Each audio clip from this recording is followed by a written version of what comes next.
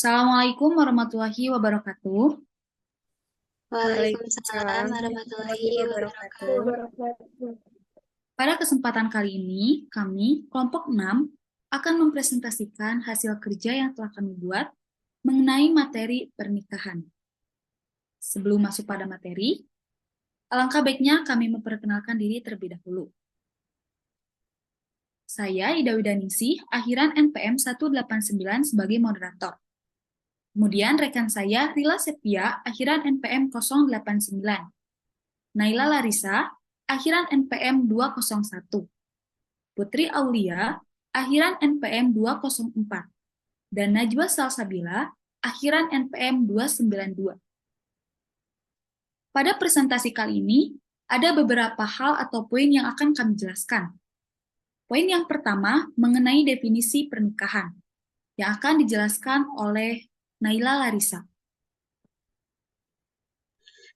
Baik, terima kasih kepada moderator yang telah memberi kesempatan kepada saya untuk menjelaskan apa itu definisi pernikahan.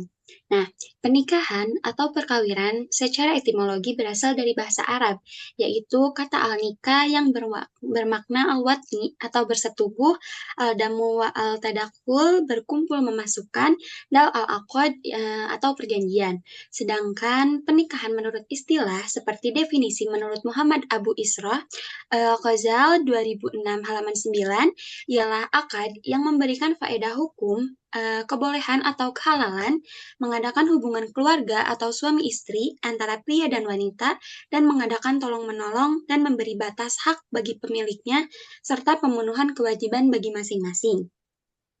Pengertian perkawinan dalam Undang-Undang Nomor 1 Tahun 1974 tentang Perkawinan Abdurrahman 1995 halaman 114 bab 1 pasal 1 berbunyi perkawinan ialah ikatan lahir batin antara seorang pria dengan seorang wanita sebagai suami istri dengan tujuan membentuk sebuah keluarga atau rumah tangga yang bahagia dan kekal abadi berdasarkan ketuhanan yang Maha Esa. Berdasarkan beberapa pendapat di atas, dapat disimpulkan bahwa pernikahan adalah ikatan lahir batin antara seorang pria dengan seorang wanita sebagai suami istri dengan tujuan membentuk keluarga atau rumah tangga yang sakinah penuh mawadah dan rahmat sebagai bentuk ibadah kepada Tuhan Yang Maha Esa dan diperlukan persiapan fisik dan mental untuk melaksanakannya. Sehingga dalam hal ini, Undang-Undang Perkawinan Nomor 1 Tahun 1974 pada pasal 2 ayat 1 menyatakan bahwa suatu perkawinan dapat dinyatakan sah apabila dilakukan menurut hukum masing-masing agama dan kepercayaan pasangan yang melakukan pernikahan. Nah, kemudian ada hukum menikah. Yang pertama itu wajib. Menikah wajib hukumnya bagi seseorang yang memiliki kemampuan untuk menikah, memenuhi kewajiban sebagai suami atau istri, dan kondisi syahwatnya besar, sedangkan ia tidak bisa mengendalikannya dan khawatir dirinya akan terjerumus pada perzinaan dan berbagai kemaksiatan lainnya jika ia tidak segera menikah. Yang kedua ada sunnah. Menikah sunnah hukumnya bagi seseorang yang memiliki hasrat untuk menikah, namun ia tidak dikhawatirkan terjerumus pada perzinahan. Yang ketiga itu ada mubah. Hukum mubah dijatuhkan kepada seseorang yang memiliki kemampuan melakukan pernikahan dan memenuhi kewajiban sebagai seorang istri atau suami, namun tidak memiliki dorongan syahwat yang mendesak dan tidak khawatir terjatuh kepada perzinahan. Yang keempat ada makruh. Hukum menikah menjadi makruh jika seseorang memiliki kemampuan untuk menikah, memiliki kemampuan menahan diri untuk tidak melakukan kemaksiatan atau perzinahan atau bisa menahan syahwatnya. Nah, yang kelima ada haram. Hukum pernikahan menjadi haram apabila seseorang tidak mempunyai keinginan dan tidak mempunyai kemampuan serta bertanggung jawab atas kewajiban dirinya kepada pasangannya dalam rumah tangga. Sekian yang dapat saya sampaikan, saya kembalikan kepada moderator. Oke, baik. Terima kasih pada Naila Larissa. Untuk materi selanjutnya mengenai syarat dan hukum nikah yang akan dijelaskan oleh Najwa Salsabila. Kepadanya dipersilahkan. Terima kasih kepada moderator yang telah mempersilahkan saya untuk mempresentasikan materi yang kedua, yaitu tentang syarat dan rukun pernikahan. Nah, apa saja sih syarat dan hukum pernikahan itu? Yang pertama yaitu tentunya calon pengantin. Calon pengantin itu sendiri terdiri dari mempelai laki-laki dan mempelai perempuan. Tentu saja di antara mereka mempunyai persyaratan-persyaratan tertentu. Nah, untuk mempelai laki-laki, syarat-syaratnya adalah tentu saja beragama Islam. Laki-laki bukan seperti banci atau laki-laki yang eh, belum jelas bahwa ia laki-laki. Jelas diketahui oleh orang tuanya, tidak dipaksa, tidak sedang berihram atau sedang haji, bukan mahramnya, tidak dalam keadaan masih beristri yang maksudnya mungkin istrinya yang lain belum menyetujui pernikahan tersebut. Apabila laki-laki tersebut sudah mempunyai istri. Nah, untuk mempelai perempuan juga mempunyai syarat-syarat tertentu untuk mereka bisa menikah. Nah, yang pertama adalah tentunya beragama Islam. Tentu saja harus jelas bahwa memang dia itu adalah perempuan, bukan banci atau belum jelas jenisnya. Terang orangnya, sepersetujuan dirinya, dan juga bukan mahramnya, dan juga tidak dalam keadaan bersuami. Lalu yang kedua adalah wali. Wali terdiri dari urutan nasab, dan jika tidak ada wali nasab, maka diberikan haknya kepada wali hakim dengan syarat dan ketentuan yang ada. Urusan wali nasab adalah sebagai berikut. Yang pertama, bapak, kakek, orang tua bapak, dan seterusnya ke atas. Yang kedua, saudara laki-laki kandung sebapak seibu. Yang ketiga, saudara laki-laki sebapak lain ibu. Lalu yang keempat, keponakan laki-laki dari saudara laki-laki sekandung. Yang kelima, keponakan laki-laki dari saudara laki-laki sebapak dan seterusnya. Yang keenam, paman, yaitu saudara dari bapak sekandung. Yang ketujuh, paman sebapak, yaitu saudara dari bapak lain ibu. Yang kedelapan, anak-anak paman kandung. Yang kesembilan, anak-anak laki-laki paman sebapak. Yang kesepuluh, hakim. Nah, untuk hakim sendiri, hakim wali ini berlaku apabila tidak ada wali dari perempuan. Entah itu berhalangan hadir, minta untuk diwakilkan, dan bagi perempuan yang lahir tanpa pernikahan. Slide selanjutnya. Nah, dalam pernikahan itu sendiri, tentu saja kita memerlukan saksi. Saksi adalah dua orang yang menyaksikan secara langsung proses akad pernikahan. Syarat-syarat sebagai saksi adalah beragama Islam, baligh, berakal sehat, merdeka, laki-laki, adil, tidak dalam keadaan umroh, tidak dipaksa, dapat melihat, bicara, dan mendengar serta paham maksud dari akad tersebut. Nah, yang keempat adalah akad nikah. Akad nikah bisa diartikan sebagai perjanjian atau ikatan yang dilakukan oleh calon mempelai pria dan wali dari mempelai wanita, berupa kesediaan atau penerimaan dari wali. Akad dalam sebuah pernikahan harus memenuhi syarat dan syarat-syaratnya adalah sebagai berikut. Kedua orang yang melakukan akad harus sudah baligh. Antara ijab dan kabul tidak dapat dipisah dengan perkataan atau perbuatan yang memalingkan dari ijab kabul, yakni pada tempat dan waktu yang sama. Antara ijab dan kabul harus sama tujuannya, tidak boleh bertolak belakang, melainkan harus sesuai dengan jenis kata-katanya, sama objek hukumnya, dan sama materi akadnya. Masing-masing yang melakukan akad dapat mendengarkan sebagian apa yang diucapkan oleh orang lain. Nah, calon mempelai wanita juga harus disebut dalam ijab dan kabul, baik dengan nama terangnya maupun dengan hadomir. Nah, yang terakhir adalah mahar. Tentu saja ya, dalam sebuah pernikahan pasti sudah tentu kita itu pasti membutuhkan mahar. Entah itu maharnya besar ataupun kecil. Mahar adalah pemberian laki-laki kepada perempuan saat pernikahan. Mahar juga merupakan suatu syarat sah dalam pernikahan sebagaimana disampaikan oleh Allah Subhanahu wa taala pada Quran surat An-Nisa ayat 4. Jumlah dan jenis mahar tidak ditentukan dalam Islam, tetapi sesuai dengan kemampuan laki-laki. Mahar harus memenuhi syarat sebagai harta atau barang berharga, barang yang suci, memiliki hak milik, dan jelas barangnya. Mungkin sekian yang dapat saya sampaikan. Selanjutnya saya serahkan lagi kepada moderator. Oke, baik. Terima kasih pada Najwa Salsabila. Untuk materi selanjutnya mengenai tujuan pernikahan, yang akan dijelaskan oleh saya. Nah, tujuan perkawinan adalah untuk menghalalkan hubungan suami istri untuk memenuhi tuntutan kebutuhan biologis dan psikologis kemanusiaan, mewujudkan suatu keluarga dengan dasar cinta kasih, dan untuk memperoleh keturunan yang sah berdasarkan peraturan agama dan hukum yang berlaku. Ada beberapa poin tentang fungsi dari keluarga sakinah. Yang pertama, fungsi individual, yaitu untuk meningkatkan derajat kemanusiaan dan ibadah keluarga. Yang kedua, memperoleh ketenangan dan ketentraman jiwa. Yang ketiga, menimbulkan dorongan kesungguhan dan menjalankan kewajiban. Yang keempat, fungsi keluarga yang lain adalah untuk melanjutkan keturunan. Untuk poin yang kedua, yaitu fungsi sosial, di mana fungsi sosial sebagai benteng moral bangsa dalam lingkup yang kecil, sebuah bangsa yang berada dibentuk oleh keluarga yang mengendapkan moral dalam kehidupannya. Selain itu, fungsi keluarga sebagai lembaga pendidikan. Pendidikan ini terwujud dalam tanggung jawab orang tua sebagai pendidik pertama dari anak-anaknya. Untuk fungsi yang ketiga, mengenai fungsi spiritual. Ialah keluarga dalam aspek spiritual memiliki fungsi sebagai motivasi atau dorongan dan wadah atau sarana dalam menjalankan ibadah kepada Allah dengan melangsungkan pernikahan dan membentuk sebuah keluarga.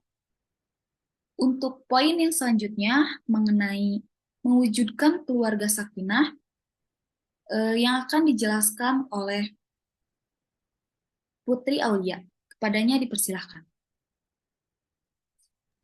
Baik, saya akan menjelaskan mengenai mewujudkan keluarga sakinah.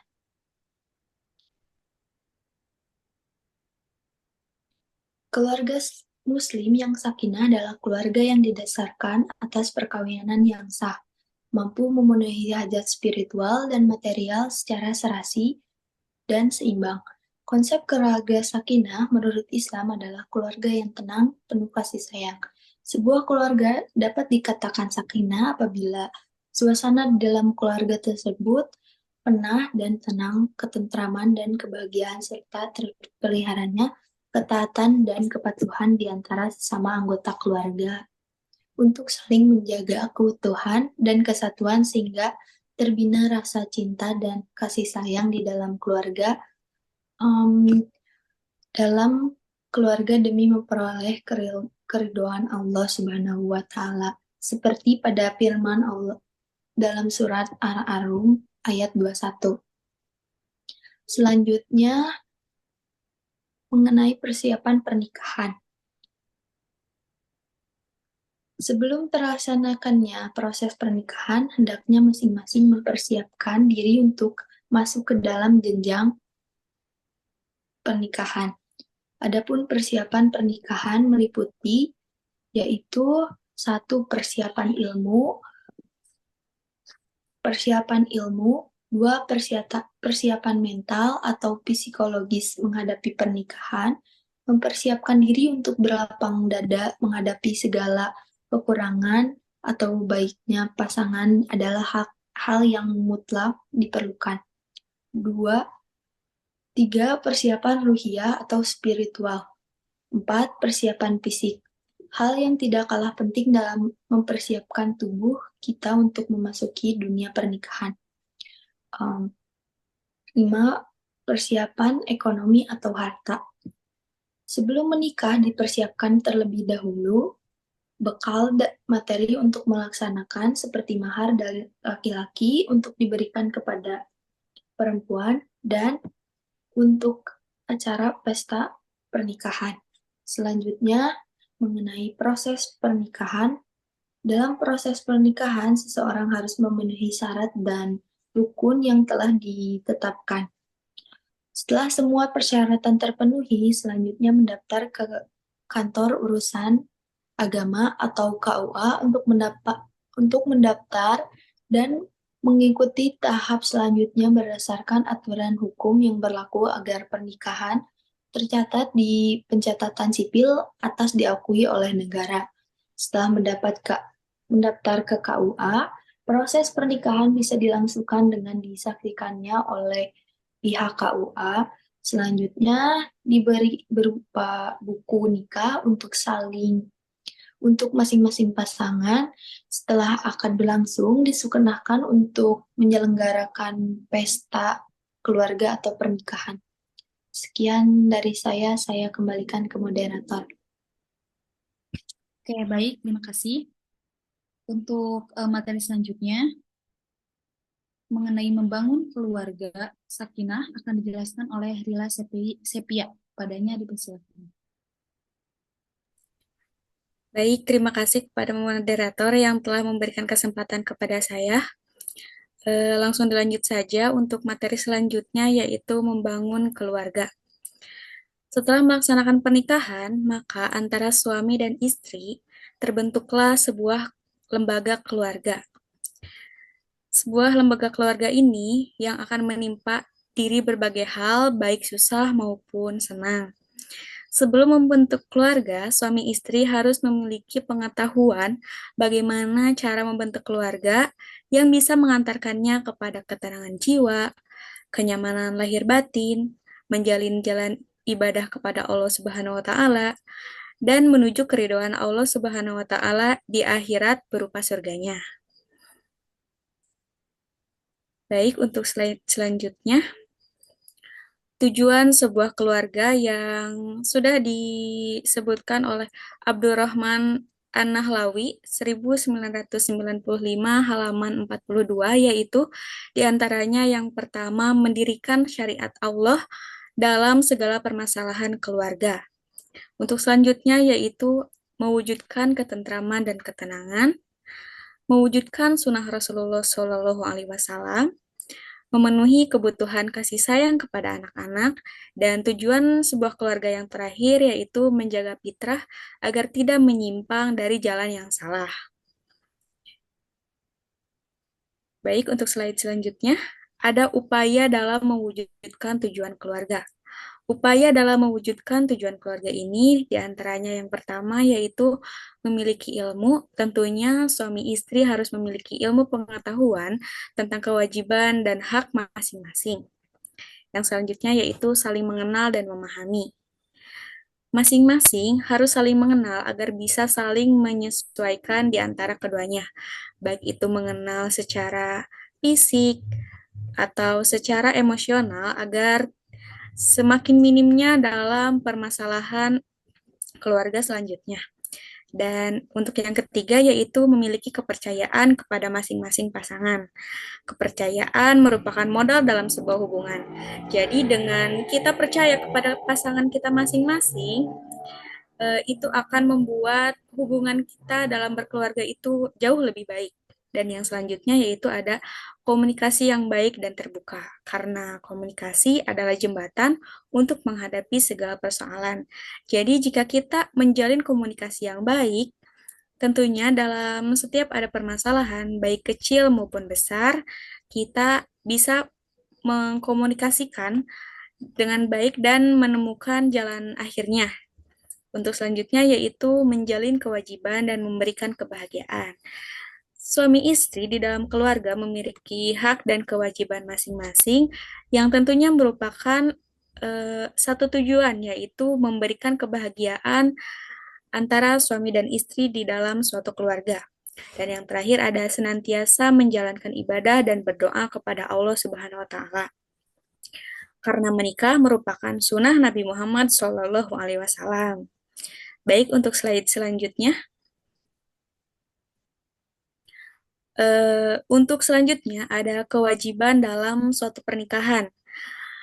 Baik itu kewajiban seorang suami ataupun kewajiban seorang istri. Kewajiban seorang suami yang pertama yaitu memberikan nafkah lahir batin.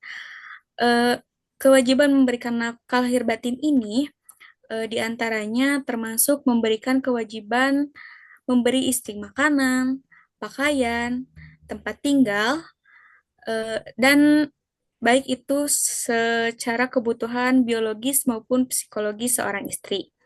Dan ini juga telah disampaikan oleh Allah Subhanahu wa taala dalam Quran surat Al-Tolak surat ke-65 ayat 7.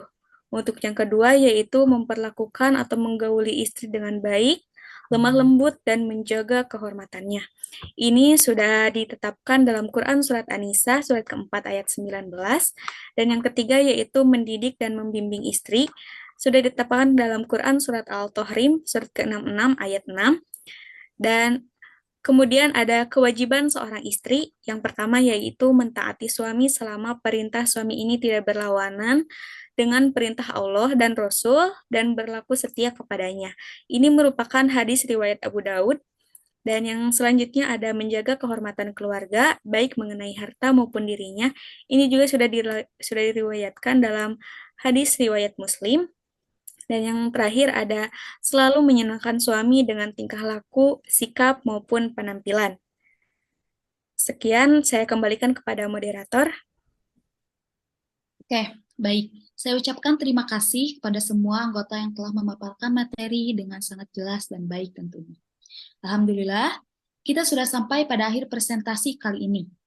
Tentunya ada kesimpulan yang kami ringkas dari materi presentasi kali ini mengenai pernikahan, yaitu sebuah institusi yang sangat penting dalam kehidupan manusia. Hal ini karena pernikahan memberikan banyak manfaat, termasuk stabilitas emosional, keamanan finansial, dan dukungan sosial. Selain itu, pernikahan juga memberikan kesempatan bagi pasangan untuk tumbuh dan berkembang bersama-sama, tentunya menurut ajaran agama Islam. Oke, baik. Mungkin itu saja presentasi kali ini. Mohon maaf apabila ada kesalahan. Wabillahi taufiq wal hidayah. Wassalamualaikum warahmatullahi wabarakatuh. Waalaikumsalam. Waalaikumsalam warahmatullahi wabarakatuh.